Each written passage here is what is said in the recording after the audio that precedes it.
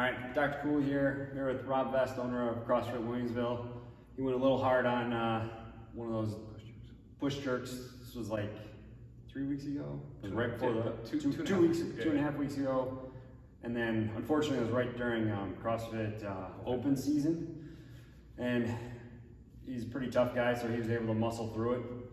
But now it's gotten better, and now we can really start to evaluate it a little bit to see like what type of muscle pattern is showing up in his wrist. And then we're gonna try to do like 3 exercises to see if we can change that muscle pattern that's driving this wrist pain. So one of the first exercises, first muscle weaknesses that was showing up on him was like the long head of his bicep. And if he just stands there and goes straight arm, just like that, and now try to push that way. Go ahead. And like that should be significantly stronger. Like hold that right there, push forward. Like I can push that down pretty easily. And then if you were to compare that to this side, push forward, that one's significantly better. A couple other just specific tests on him. If we test his tricep, or his ability to extend his arm back, push back, that's strong, but if we stretch it, bring that back down, lock that arm there, push back, that starts to shut off. So the way you interpret that is like if we put a little bit of fascial stretch through that tricep, it instantly weakens. Let's look at his wrist extensor. So he's gonna pull his wrist back, keep it right there, and then don't let me push this down. And he's actually pretty strong there. What's interesting though, if we do the exact same test, but we bend the arm, keep that wrist right there, don't let me push it down, and then now that weakens, okay? And it's a good example of how like a muscle can be strong in one position, you change the position, and the nervous system reacts differently to it. And then the last one that we'll show here is his pronator. So we're gonna take his wrist, we're gonna turn it over, keep it right there, and then don't let me turn you back the other way. I'll stabilize you here, and then keep turning down. And then I can turn that over pretty easily, and that kind of hurts a little bit too. So what we're gonna do is we're gonna try to do 3 exercises on him, and then see if that can change the pattern here. And interestingly, like the first 2 exercises that we're gonna do are actually gonna focus more on his hip and left abs, and then the last exercise is gonna be more of an upper extremity exercise. All right, so this first exercise is it's called standing passive left AFIR, and none of that really matters what you call it, but basically we're trying to get his hip back into the hip socket, particularly on his left side. And the main reason for doing that is if you're out of your left hip, it's really hard to open up your left upper back. So if your left upper back is closed off, first you need to be able to get into that hip in order to unlock that left upper back. So he's just gonna stand here, he's just gonna place his hands right on the box, and the purpose of the hands is just to unlock his back. So just kind of push away, just to feel your back unlock there. All right?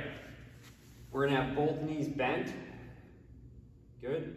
And then we wanna have him shift his pelvis to the left. And one way to do that is just bend that right knee more, and you'll see it'll start to turn to the left.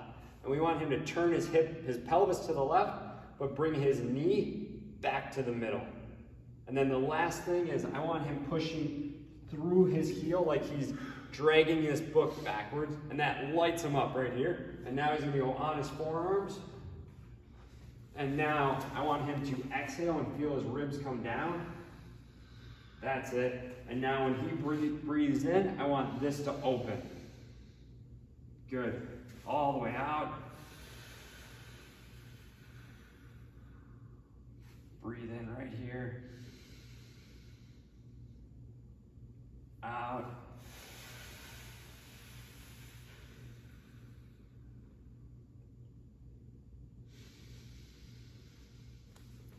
Look up. Out. That's good. One more. Good. Relax. We'll do that. All right, so this next exercise is gonna be a all 4 right arm reach. It kind of complements the stuff we just did, but it really goes after this upper back in more detail.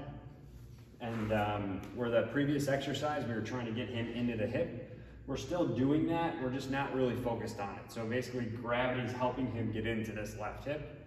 So there's a pad underneath his left knee and his right knee is just on the ground.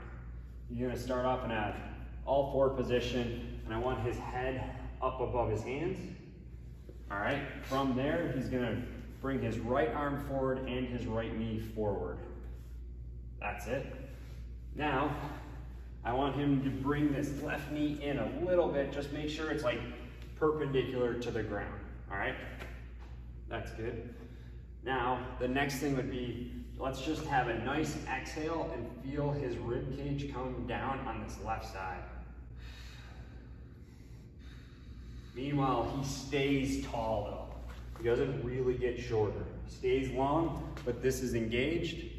Now, I just want him to push through that left arm, stay tall, don't overfire this right trap, feel like it's coming right from here, and now breathe right there.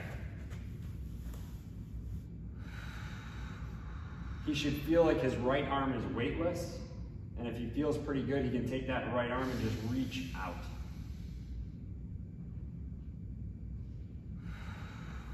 Good. 2 more breaths.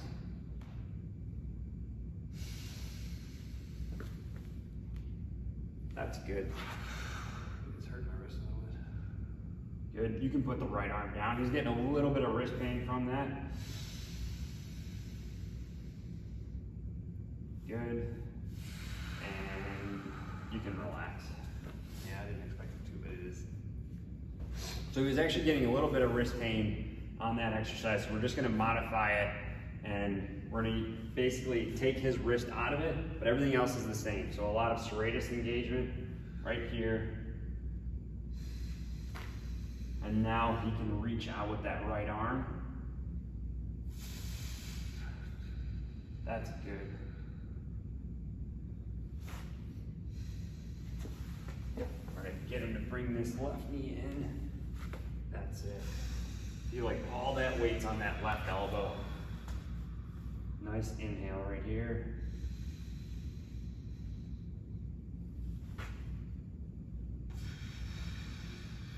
Good.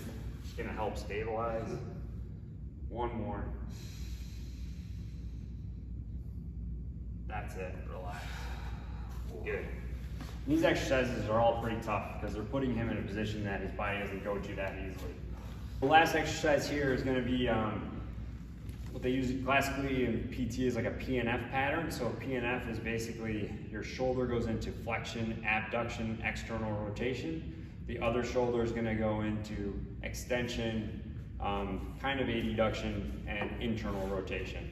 And we're doing that while we're trying to unlock his back at the same time. So I got his feet are elevated here. And it's actually kind of nice having this slant board.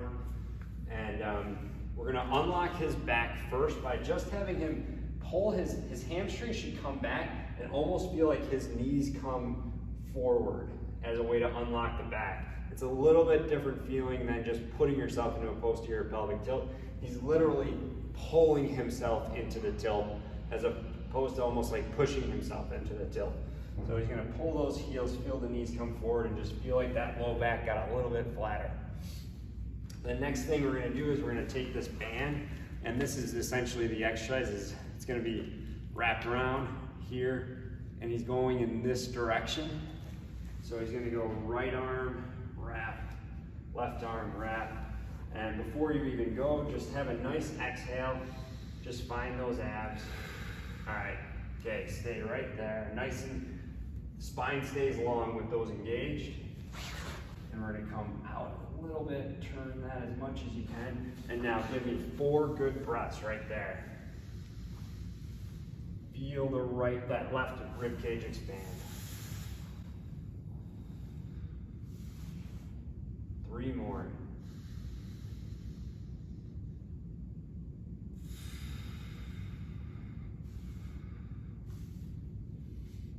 I'm just gonna help keep his ribs down here.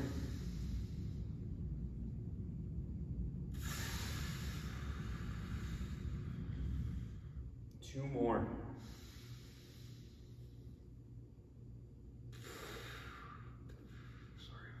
Good. Last inhale. Good, relax. All right, let's recheck that muscle pattern on him.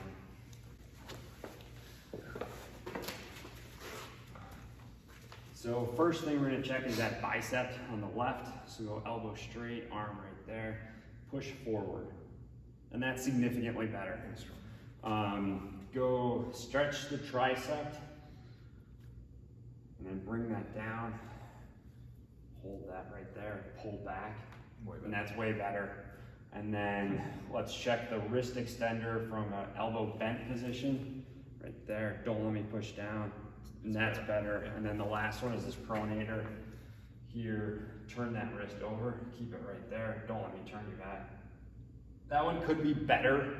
That's probably needs a little bit more specific therapy to it. But the big thing is like, by doing those 3 exercises, you're taking away more of the systemic problems that contributed to that wrist failing in the activity in the first place. So doing all this stuff is gonna help the shoulder function better.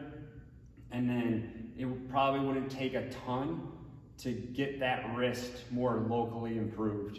But in a lot of cases, you gotta treat things systemically first and then treat it locally here. But overall, that took away a lot of the main muscle patterns.